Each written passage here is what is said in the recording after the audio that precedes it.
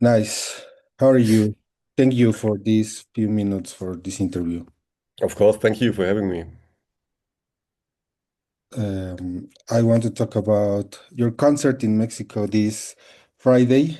How Mhm. are you about it? Oh, we are so much looking forward to it. It's the first time we're going to visit Latin America, and we are all super, super, extremely excited. And it's just crazy that we can do this as a metal band with German lyrics. So that's like German lyrics, Latin America. So it's like, what? Nobody would have imagined doing this. So it's extremely exciting, and we are all really looking forward to it. Nice. And the Mexican audience is very festive and passionate. How do Uh, you envision your first show in Mexico City? But yet, that's what I heard as well, that the Mexican crowd is very passionate and they want to party and very warm-hearted and very loud and very energetic. And that's what we hope to see, to celebrate a big party with everybody coming. And about your tour, your popularity has grown significantly outside of Germany. What has it been like connecting with international audiences like those, for example, United States or Latin American? Yeah, that's crazy.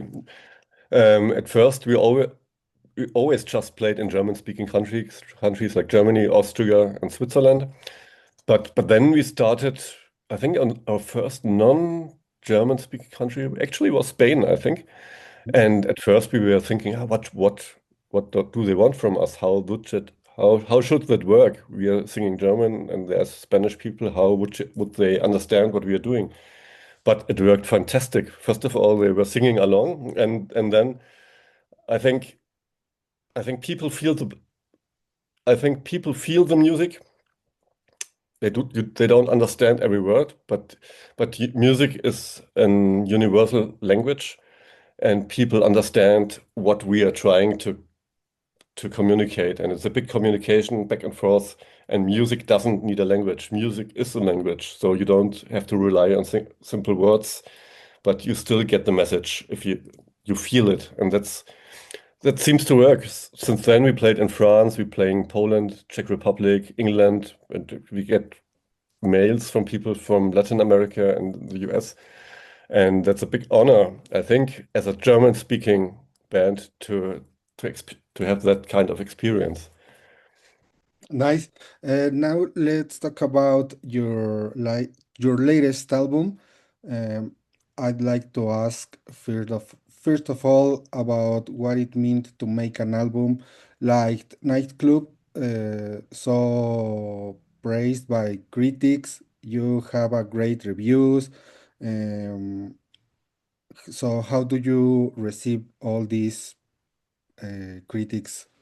Yeah, usually, well, critics are critics, and the audience is the audience. Of course, it makes you proud if you read about your album and people like what you do because music is such a personal thing, you know. You put so much work into an album, and having it not liked by the critics afterwards can be really hurtful, because it's something you spend so much time with, and every musician is doing music because it's a passion. You don't do music because you want to be rich and famous. I think there are much easier ways to be rich, at least, but music is not the guaranteed way to to to make a lot of money and everything. So musicians are usually very passionate about their music, otherwise they wouldn't do it.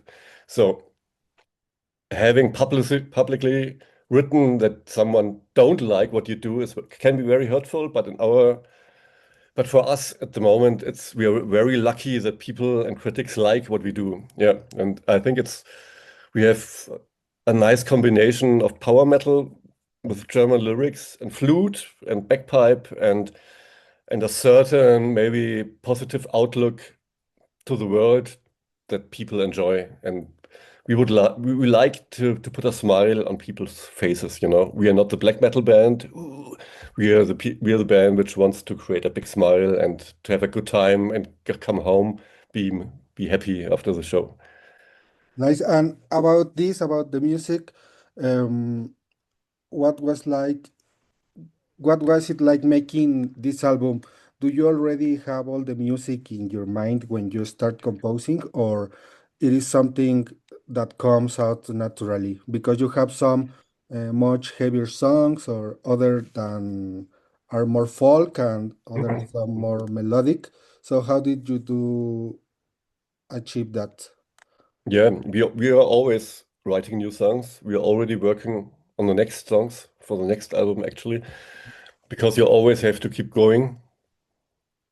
Creativity is like a muscle. You have to stay creative to make it work. If you stop doing it, it takes some time to get back into being creative. So the best you can do is just keep on doing it. And yeah, you have all kind of influences. We are different people in the band, and some people have ideas, and then the other one picks it up and creates something from it.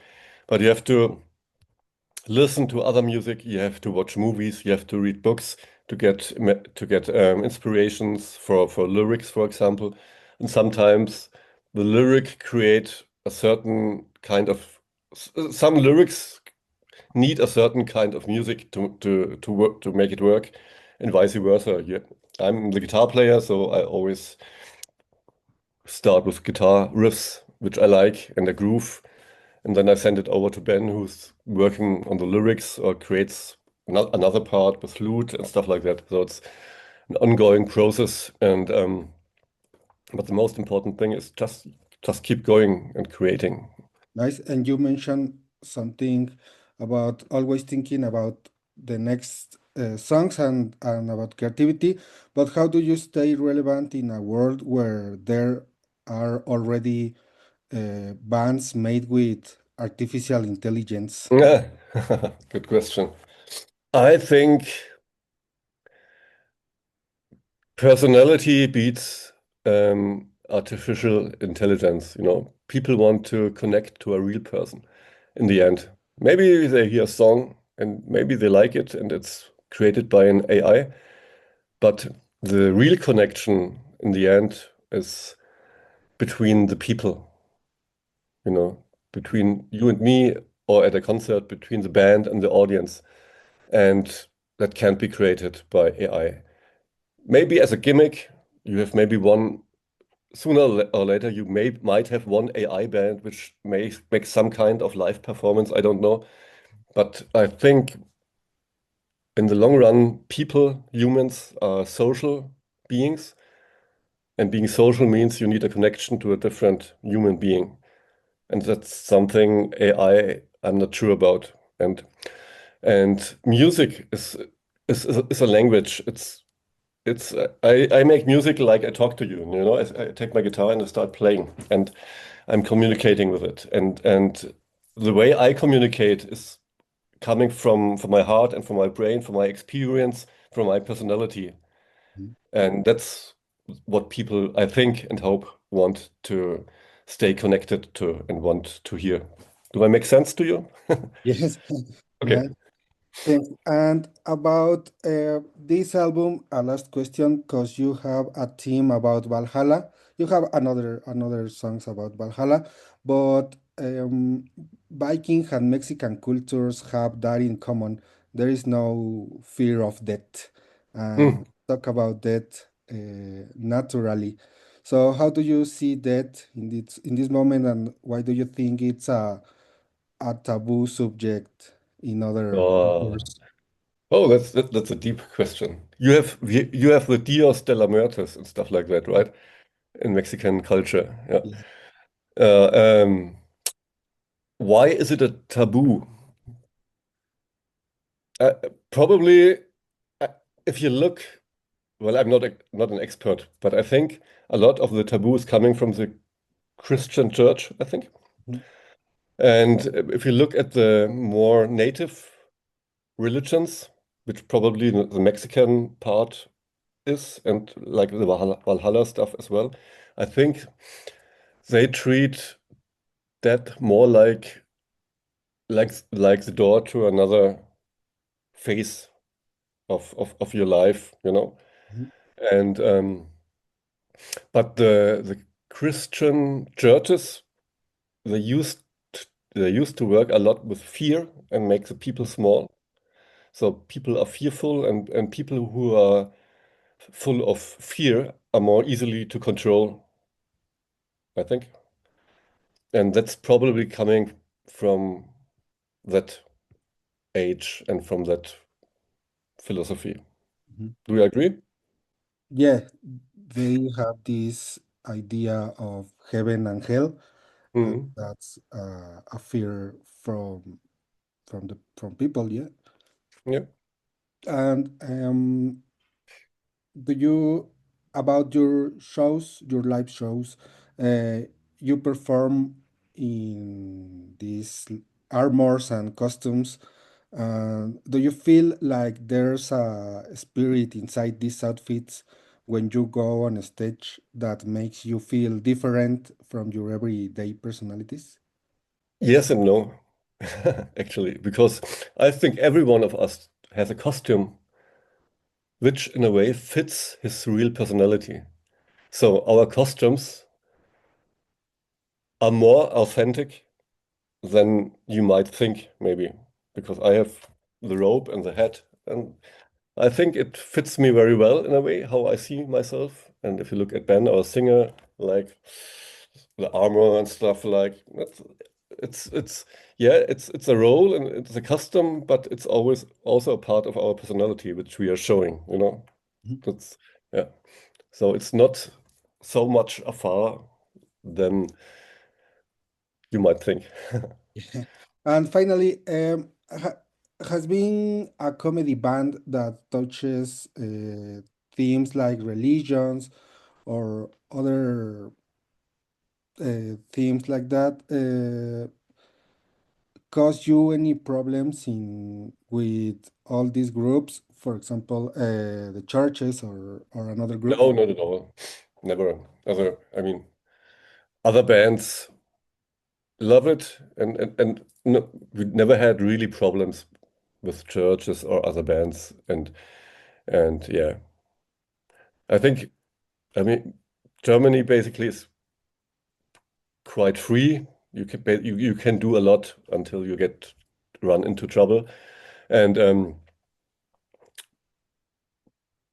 I think yeah no, like just thinking of any problems we had.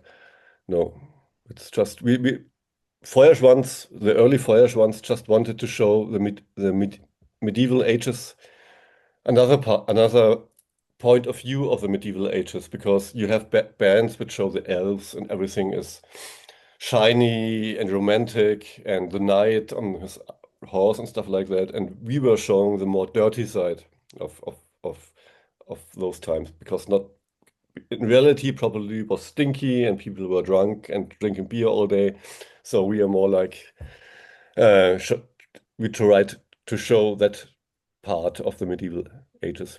But since then we evolved a lot and we changed a little bit our sound. Now we have heavy guitars and stuff like that. And we're also singing about Lord of the Rings, for example. And yeah, Nice. Finally, tell me about your covers. I listen to covers, very funny, Gangnam Style and Dragos Tay by Ozone. hmm, So why do you select these two songs for make a I don't cover? know. I don't know why we did it, but I can tell you how we did it. And usually those ideas are developed on very long car rides. So if you drive hour and hour after hour and you're sitting next to each other in a very small space, sooner or later you're going to start talking silly things and stupid things. And then it will happen. That's those ideas are born, and that's how it happened. Yeah, let's do Dragos Tay. No, yes. And same with Gangnam Style. It was like, what, Korean? You want to sing in Korean? So yeah.